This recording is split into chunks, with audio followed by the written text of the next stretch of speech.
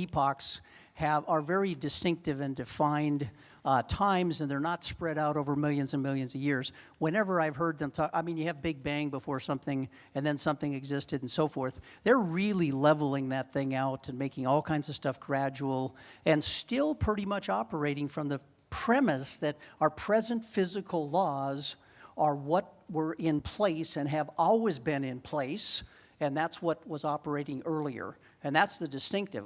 The epoch concept, which comes from Kurt Wise, maybe by other people, suggests that those things were in fact distinctly different during those times. And we can see it even particularly genetically with how long people lived. That's a very tangible example with the biblical data. So I think it's still quite different. Thank you. That's good. Yeah, we were cutting off your faces. Okay, very good. All right, this one's for Bob Bryant, and it's Genesis 4:16. Cain went out from the Lord's presence. How does that relate to God's forgiveness and protective love of Cain? I think that just means he went out from the. It's a physical movement away from where God was, probably in Eden, and. Could have been the Shekinah glory of God or pre-incarnate Christ. It's just moving spatially, not spiritually. And by the way, this wasn't on the question, but it occurred to me as you were talking. Does this relate to Adam and Eve being spatially moved away from the garden? Right. Similar. Okay. Here's a question for Lucas. Shouldn't Isaac and Rebekah have taught Jacob, or trained Jacob and Esau in the ways of grace, so that not in terms of everlasting life, but I think this question is in terms of their experience of walking with God. Because and then the secondary question is, wasn't the whole Abrahamic covenant at stake? Yes. I mean, I have a thought on it. Some of it's speculation. So what's interesting about Jacob's story is that it says, right, after Jacob's born, and it talks about Esau a little bit, and it says that, Isaac loved Esau, Rebekah loved Jacob, and so it feels like they're getting kind of different treatment. It tells us that Jacob loved to be in the tent, and we find him cooking dinner, and we find Esau out, and so did they hear the same things? I think probably so, but they may have been getting slightly different messages from mom and dad. As far as should they have been taught about grace, absolutely, just like everybody should be. But there's so many gaps in a narrative, any narrative you read, and so, I don't really remember the second half of the question, so I'm just going to pretend like it doesn't exist. What about the Abrahamic covenant? Yeah, I agree with it. Okay. All right, there's two different questions on the same issue for David Jansen. I'll read both of them, but you can answer them in one fell swoop. We clearly see millions of animal fossils. Where are the fossils of the humans that died? And related to this is, how come we don't see fossils of giant humans who died? Or do we see fossils of giant humans who died? I'll have to say, I'll take the second question. I don't know. Couldn't tell you on that one.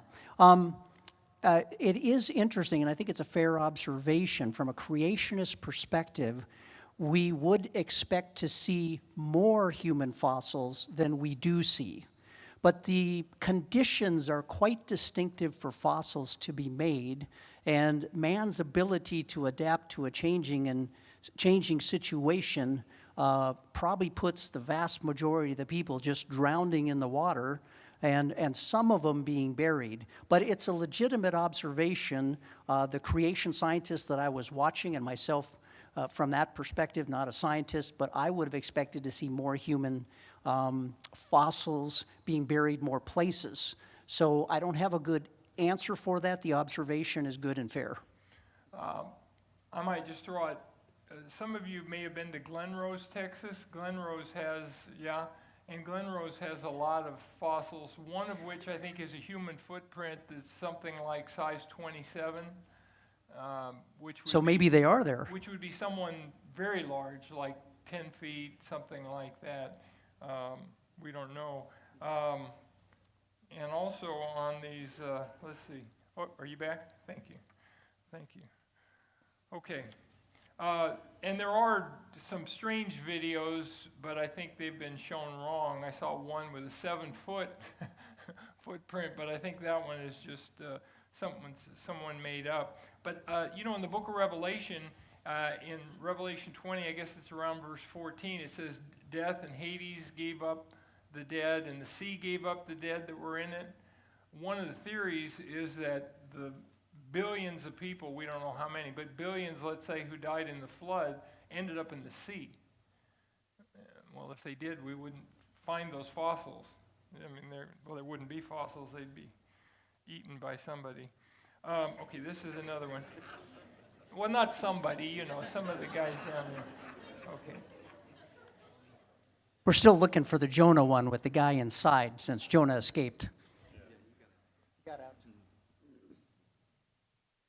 Okay, the question for Bob Bryan is, would Cain have endured the same disgrace or punishment if he had immediately confessed? If he had been quick to respond after he kills his brother and had been responded more quickly? I doubt it. Okay. This is going well. All right. Okay.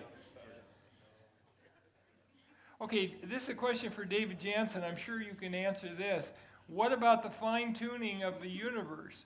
If the laws of physics were different back then, wouldn't that make life impossible? The changes that took place did not necessarily affect every single thing that was happening. There were certain things that changed in each epoch based on what God was doing and what God was accomplishing. And in the creation epoch, he put everything in place where it needed to be, the right distances and so forth, and that has remained intact, and I think it's going to remain intact through all of the epochs, even at least till we get to the kingdom. And then the situation changes with the kingdom, and then, of course, eternity as well. But I think in the kingdom, we're probably going to see some change. But otherwise, I just think those sort of things on the macro scale were put in place right at the beginning the way God wanted, and they have stayed there to give us stability and solidness for what God is doing in each one of the different epochs. Yeah, and explain the word macro. Macro on the big scale in terms of, because I think you have things happening on a smaller scale. The flood is obviously a big scale, but it's on this whole world. It wasn't like the whole universe was flooded. It was macro for the world because it was a big scale, but it wasn't like the sun got flooded.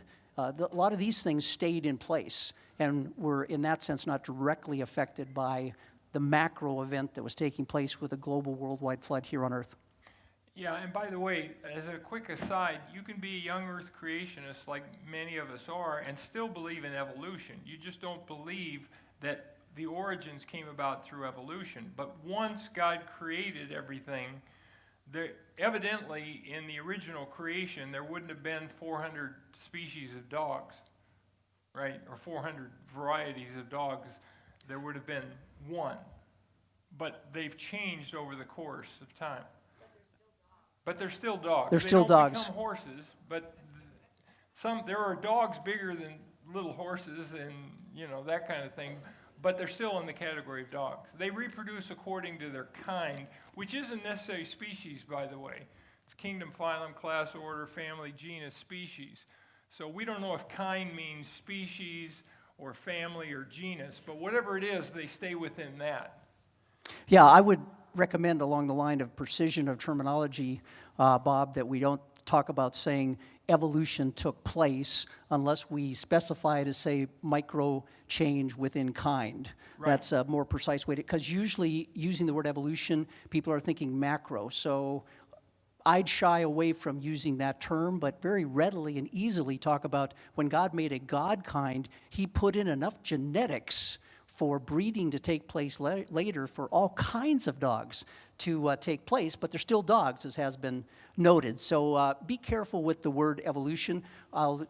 If I use it, I'll usually put macro or micro in front of it, but otherwise have some precision in using that term. Good. Good point. Okay, this is also for David. Are you familiar with Dr. Brown's I, hydro something theory? I talked to the person that asked that Okay. question, and I'm not. Okay, good. All right. And then we have, oh, wait a minute, I had one more here, which we'll get. This is for Lucas. Was it a sin, do you think, for Jacob to have 2 wives and 2 kind of concubines, 2 half-wives or something? Was that right or wrong for him to have 4? All things are permissible, but not all are beneficial. I mean, God used it. Okay, that's imposing the New Testament. Yeah, no, that is, yeah. No, it doesn't feel ideal to me. Calling it a sin, I mean, I can just say I don't know. I would say that, there's this interesting little passage toward the end of Abraham's life where after all of the happenings, he marries another and has a number of other children, and then, you have, well, I guess that's after she died, so I don't know. I really don't know. What do you maybe think? all 3 of you could comment Yeah, on go for this, it. yeah. I'm from Utah. It's not a problem.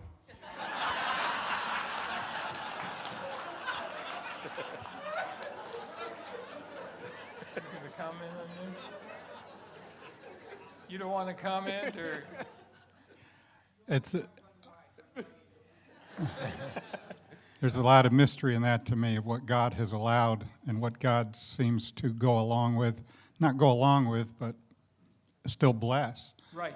But I can't bring myself to say that it wasn't sin, that it was right. Yeah. I think men chose to do it, and God graciously worked with them in those choices. But it's a tough question. It's amazing to me how much God keeps working with that decision that you see Right. repeatedly. Well, David had a lot of wives, but he wasn't like his son Solomon, who had 700 wives and 300 porcupines. Oh, concubine. Maybe one perspective would be that I still say I don't know, but would God have blessed him differently had he had one wife? And I think his life would have been easier. I would put it that way. I think it caused trouble. It caused tension. And so a lot of times, not all tension comes from sin, but where there's tension, sometimes it is sin. So could be. Yeah, and it's interesting in when you're reading Genesis, you come upon Lamech, which is one of the descendants of Cain, and it said Lamech had 2 wives. Well, the text doesn't say whether that's right or wrong. It just Lamech had 2 wives. And there's no verse in the Old Testament that specifically forbids polygamy.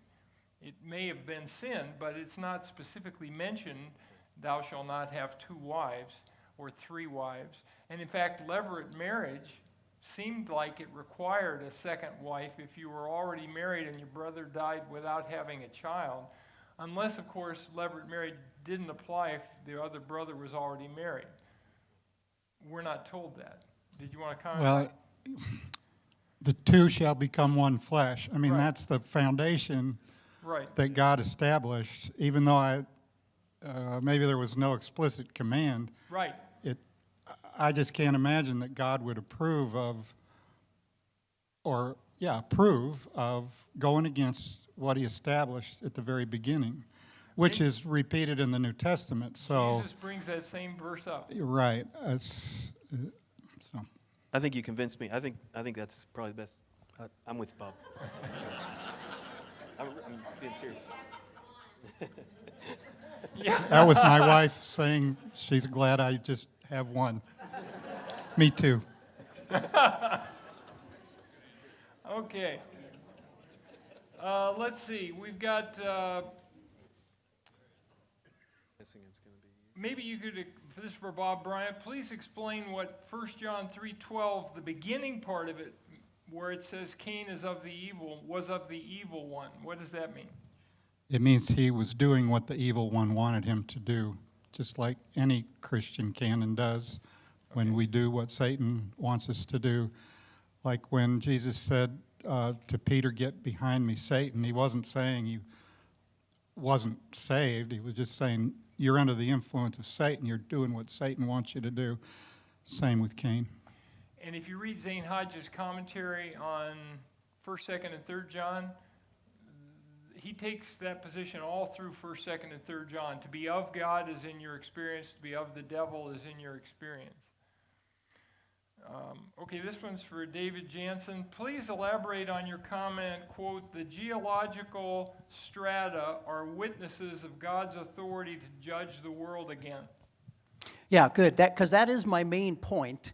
And I think that when we see the geological column and that strata, if we understand that each one of those major stratas represent God causing a major event to happen where land and soil and animals and marine life are being transported across entire continents, it ends up being a demonstration of how powerfully God can work. And so I think those things point to the God who is so powerful, but don't miss the authority part. Because he is God, he has authority to do with his creation as he wishes. And so I think looking at the little lines in the rocks, looking at the geological column, looking at the fossils, every one of them point to the God who we worship, who has the authority and the power and the justice and the mercy and the grace to judge the entire, and he judged the entire world, people who didn't even believe in him, which you always have, but it didn't matter whether they believed in him. He judged the entire world nevertheless, and he has the power and authority to do so. And those things are like billboards. The Grand Canyon is a billboard of God's power and authority to do that. By the way, I heard a message by John Whitcomb one time, and some free grace people have used him a lot. I don't think he was free grace, but maybe he was. But he said, like you had people in your slides climbing up on to the highest peak they could get so they wouldn't drown, right? Mm-hmm. He said the idea that everybody died within minutes of the flood, of the beginning of the flood, is crazy. He said it took weeks before the highest mountain peaks were covered. And his suggestion was, Whitcomb said, I bet lots of people came to faith during that time. Because if you didn't believe before, you're probably going to, wait a minute, Noah told us this was going to happen. And Noah did preach Right. for 150 years while he was building this thing, and the neighbors were coming and asking what in the world he was doing. He was explaining it to them, so many of them would have heard. Yeah, so he said you could have had people born again during that time. Yeah, Bob. Never thought about that till you just said it, but Jesus says it was in the days of Noah, so shall be in the coming of the Son of Man. Well, we know that after the rapture, a huge multitude of people will be saved during the tribulation. Right. So to compare the tribulation of the flood, that's an interesting thought. I'd never thought of it. If there's some symmetry there. That's possible. Yeah. That there could have been, through the tribulation of the flood, there could have been a large number of people that were saved. By the way, I was talking, when I was in North Dakota one time, I was visiting with a guy who's a PhD in biology, and he said on the most conservative model, there were at least 1 billion people who died in the flood. He said, we think like million. That would be if you only had 2 surviving children for every pair of parents, because they were living 1,000 years, right? So, and he said if you had lots of surviving children, which there probably were, it could have been 10 billion or more that died in the flood. But don't we tend to think that there were like a couple 100,000 that died in the flood? Probably not. Okay, here's a good online question. Will Cain get any rewards, or could Cain even rule in the life to come? I'd like to think so, because I think that God gave him the mark to make him an evangelist.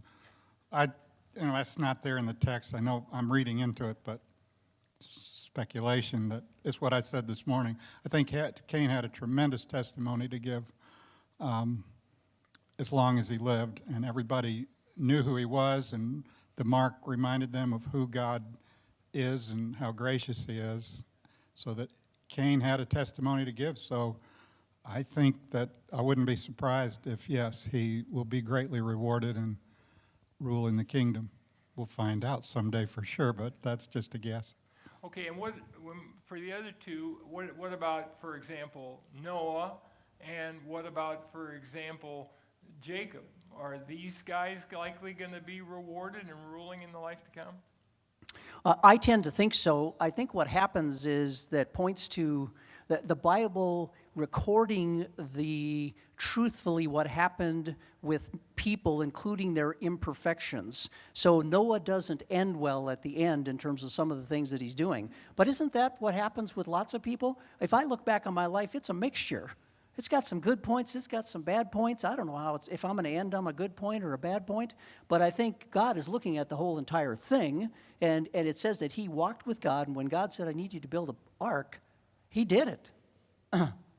So I think very much that's going to be the case, but the Bible is honest in recording the imperfection of Noah, but I think that it's like, that's a bit of a comfort, because I have that too, so. Yeah, so I didn't play real fair with Jacob. In the last half of his life, he does seem to change a bit. I mean, there's still trouble, and a lot of the trouble then comes from his kids, who are, murderers and selling their brother as a slave. But what you see with Jacob is there's a few. So my original thought for the talk was to go through all the theophanies and just say, let's just look at where God reveals himself to Jacob, and then it kind of grew into something else. But if you look at those and you just compare those moments in the beginning, it's that moment where he kind of bargains with God and he seems a little bit skeptical. By the end of his life, God has a few times where he says, don't be afraid to go to Egypt. And he does it. He just obeys. And so what I see at the end of Jacob's life is actually obedience. I mean, yes, there's tension. Yes, there's some trouble. But he seems like God brings him to the place where he does obey. And obedience is, it results in reward for believers. So I think Jacob will be rewarded. Okay. One final question, and this is just Bob defending your explanation. Why do most translations use the words punishment and bear instead of iniquity and forgive? I have no idea. Okay. See, that's Sean and I on the radio program. We can answer any question. I think, though, that Okay. I don't know, I'm not, others here are much better experts on this than me, but I feel like people that translate the Bible look at previous translations, and I think that they can't help but be influenced by the translation tradition. That would be my guess. Yeah. But this one on iniquity, I don't understand it when it's so predominantly translated iniquity rather than punishment. And that was in Psalm 32? Yeah. 52. Yeah. Psalm 50. Or which one was it? 32. 32. I want to add, it's not to the question, but we've got 2 minutes and gives me a chance to say something that I wish I'd said earlier. Okay. When Adam and Eve were promised everlasting life, I'm sure God told them that once you're saved, you're always saved. Right. I'm sure that Abel preached that once you're saved, you're always saved. But the first human being born to a man and a woman demonstrated that once you're saved, you're always saved. And it came to me that I always thought that Bob Wilkin was the founder of GES. I've changed my view. I now believe that Cain was the founder of Grace Evangelical Okay, this Society. is great. We'll probably start Yeah. putting You that out were there. preempted by Cain. Yeah, okay. How about, you're right, since we got a minute to go, would you guys like to make a summary statement? Something you forgot to say? No? I just did. Oh, you did? I'll say something real quick. One thing that was interesting to me is that I don't know what lesson is in this, but it seems that the sin that sort of, in a sense, gets passed down from Abraham to Isaac, then to Jacob. It seems like it increases each generation until you get to Reuben and Simeon murdering a city of people who have just been circumcised. And so I think it kind of illustrates that same idea that I think one of the long narrative messages in Genesis is God saves the most wrecked people, the most, just people that do rotten things, and he chooses them and he gives them his favor. And so it's a beautiful message when you see the narrative kind of in a large swath. I'm good. Okay, let's give him a warm hand.